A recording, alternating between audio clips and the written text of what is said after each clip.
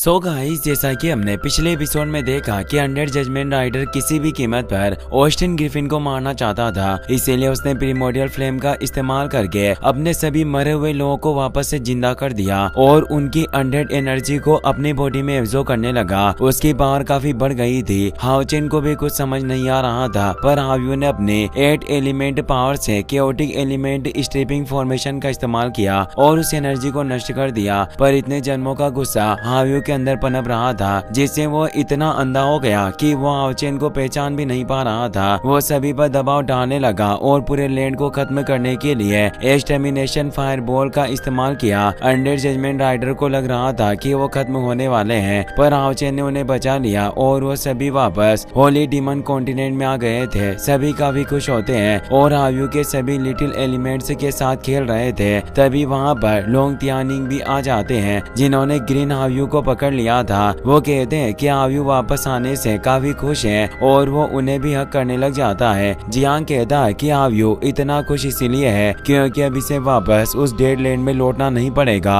लिन कहता है कि हाव्यू ने इस बार 2 और एट्रीब्यूट यानी विशेषताओं को हासिल किया है जो मेटल और लाइटनिंग एट्रीब्यूट्स होते हैं। चेनिंग कहती है कि इस दुनिया में हमारे हाव्यू जैसा और कोई मैजिकल बिस्ट नहीं है, क्योंकि कोई भी बिस्ट एक से ज्यादा एट्रीब्यूट को प्राप्त नहीं कर सकता, पर हाव्यू के पास टोटल 8 एट्रीब्यूट है। हाओचेन कहता है कि ये 2 नए जन्मे हुए लिटिल वन इनकी विशेषताओं के अनुसार ही ये येलो और पर्पल कलर के हैं। पर्पल वाले के विंग पर लाइटनिंग मौजूद थी और गोल्डन वाले के सर पर नाव के अनुसार ही ये येलो और पर्पल कलर के हैं। पर्पल वाले के विंग पर लाइटनिंग मौजूद थी और गोल्डन वाले के सर पर मेटल का हॉर्न होता है और हाओचेन इस वजह से उन्हें लिटिल गोल्ड और लिटिल लाइटनिंग नाम देता है। लिटिल गोल्ड जब उल्टी करता है तो उसके मुंह से गोल्ड फिश निकलती है। यह देख लिन हैरान हो जाता है। चेनिंग अब अपना हाथ आगे करता है तो उसके हाथ में भी वो सोने की उल्टी कर देता है, जिससे वो भी काफी खुश हो गई। लोंग तियानिंग उस गोल्ड को देखकर बताते हैं कि ये काफी हाई क्वालिटी का गोल्ड है और निश्चित रूप से इसकी प्राइस कम नहीं होगी। इसका इस्तेमाल हाई लेवल वेपन के सिंथेसिस मटेरियल को बनाने में किया जा सकता है। लिन खुश हुआ कहता है कि अब हमारा हाव्यू एक लिटिल मनी गॉड बन चुका है और वो लिटिल गोल्ड के पास जाकर कहता है कि मैं भी कुछ गोल्ड पाना चाहता हूँ, पर चेनिंग उसे रोक देती है और कहती है कि तुम ज्यादा लालची मत बनो, लिटिल गोल्ड तुमसे डर रहा है। लिन कहता है कि मुझे पूरा विश्वास है कि लिटिल गोल्ड और मेरी जोड़ी काफी अच्छी जन्मेगी और उसे पकड़ने की कोशिश करने लग जाता है। हाओचेन उसे ऐसा करने से मना करता है, पर लिन लिटिल गोल्ड को पकड़ लेता है और उसे किस करने लगता है, पर तभी लिटिल लाइटनिंग उसे एक तेज थंडर का झटका देता है, जिससे लिन अब डरकर भागने लगता है। पर लिटिल लाइटनिंग उसका पीछा नहीं छोड़ता और वो ली शिन के पीछे छिप जाता है। हाओचेन लिटिल गोल्ड और लिटिल लाइटनिंग को अपने पास ले लेता है और वो लिन से कहता है कि लिटिल लाइटनिंग लिटिल गोल्ड को अपने छोटे भाई की तरह मानता है और वो उसे किसी को भी परेशान करने नहीं दे रहा। वो वापस से लिन को डराने लगता है। लिन इतना ज्यादा डर गया कि वो हाथ जोड़कर कहता है कि मान लिटिल लाइटनिंग आप नाराज ना हो, मेरे पास एक ऐसी चीज है जिससे लिटिल गोल्ड काफी खुश हो जाएगा और आप इनमें से अपना हिस्सा भी ले सकते हैं। वो सूखी हुई मछलियों को बाहर निकाल लेता है। लिटिल लाइटनिंग जल्दी से उन सभी को ले लेता है और अपने सभी भाइयों में बांट देता है। चेनिंग कहती है कि लिटिल लाइटनिंग सबसे आखिर में पैदा हुआ, पर ये अपने सभी भाइयों का काफी ख्याल रखता है। ये छोटा होने के बावजूद एक बड़े भाई की तरह है और अब वो सभी लिटिल हाव्यू के साथ में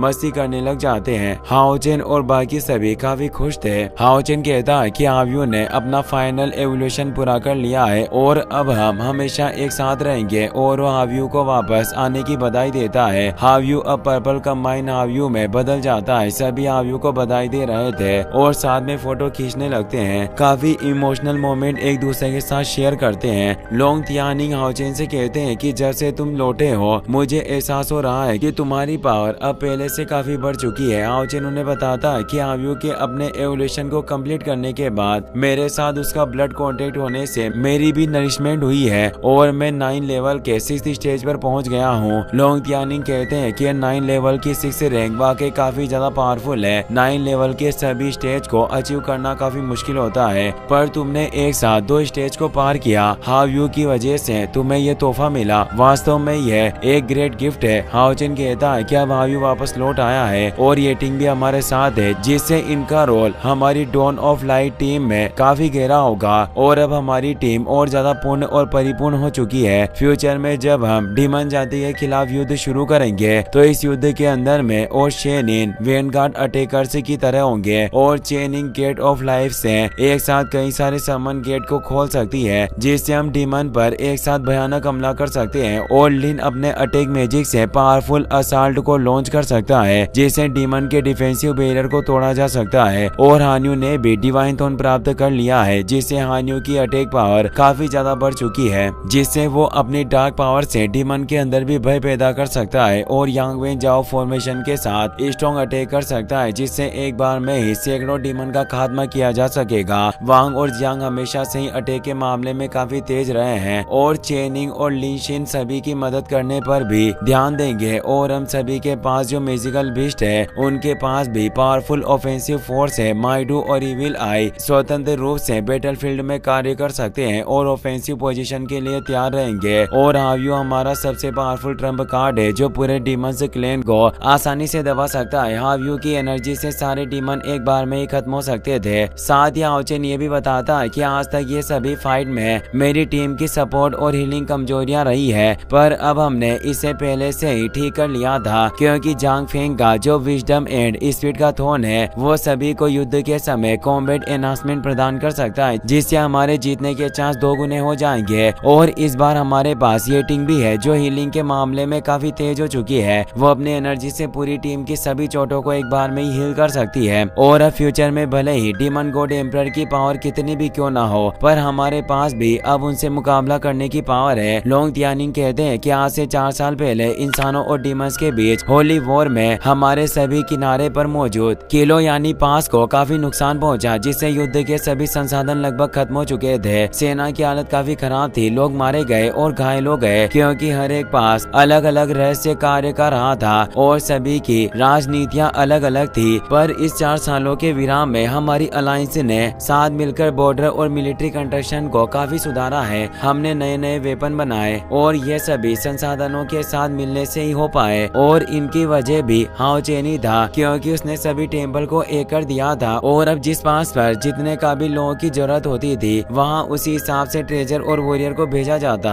और अब हमारे अलायंस में 2 और टाइटल डीमन हंट टीम के साथ प्रत्येक टेम्पल के लीडर्स और बाकी एल्डर्स को मिलाकर 63 लेवल के पावरफुल पेटिशनर मौजूद है और 200 से ज्यादा 8 रैंक के एक्सपर्ट भी है। और साथ ही 9 हॉल में 36 गोल्डन पेडेस्टल नाइट भी है और वह सभी अपने मास्टर के ऑर्डर पर तैनात रहते हैं। 8वें लेवल से नीचे की सेना 6 अलायंस लीजन के रूप में बनाई गई है और उनकी ट्रेनिंग को भी काफी सुधारा गया है, जिससे हमारे नए अलायंस का न्यू डिफेंस सिस्टम अब पूरी तरीके से एस्टेब्लिश हो गया है और हम किसी भी तरह के हमलों को झेल पाने के लिए तैयार हैं। और ये सब पूरे अलायंस के एकजुट होने के कारण ही हुआ। और अब उनके युद्ध की तैयारी भी पूरी तरीके से कंप्लीट हो चुकी थी। हाओचेन इससे खुश होता है और कहता है कि अब हम खुद डीमन रेस के ऊपर हमला बोल सकते हैं और ये हमारा डीमंस के खिलाफ काउंटर अटैक होगा। लोंग त्यानिंग बोलते हैं कि तुमने सही कहा, इस समय हमारी ताकत पहले से ही 6000 सालों में से सबसे ज्यादा है और पीक पर पहुंच गई है। शायद इस बार हम डीमन जाति को पूरी तरीके से खत्म कर सकते हैं। हाओचेन पूछता है कि क्या दानव जाति में अभी किसी प्रकार की हलचल देखी गई है। वो बताते हैं कि डीमंस ने अभी तक कोई अनयूजुअल एक्टिविटी नहीं की। वैसे भी पिछले होली वॉर के दौरान डीमन क्लैन को भी काफी भारी नुकसान पहुंचा था।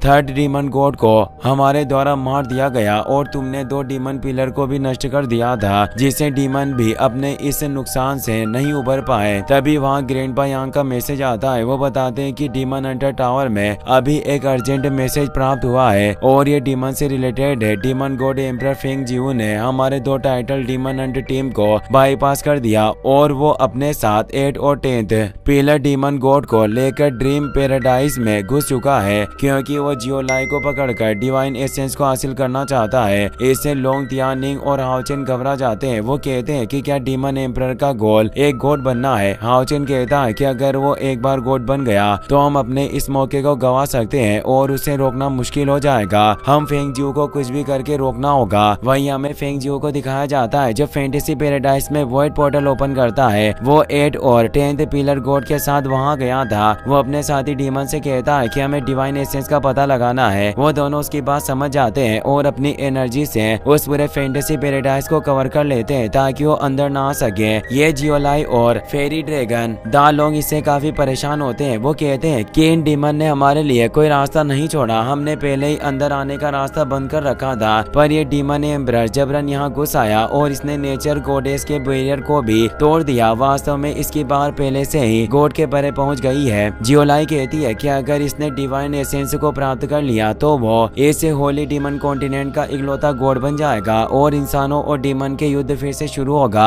और इंसानों का बचना मुश्किल हो सकता है। और वो लोंग आओचेन को समन करके बुलाने लगती है ताकि वो फेंग जियो को रोक सके। इसी के साथ ये एपिसोड यहीं पर खत्म हो जाता है। वीडियो पसंद आया हो तो अपने दोस्तों के साथ शेयर करना। साथ ही हमारे दूसरे चैनल पर भी 100 के सब्सक्राइबर कंप्लीट हो चुके हैं, इसीलिए आप उस चैनल को सब्सक्राइब कर लेना। Thanks for watching.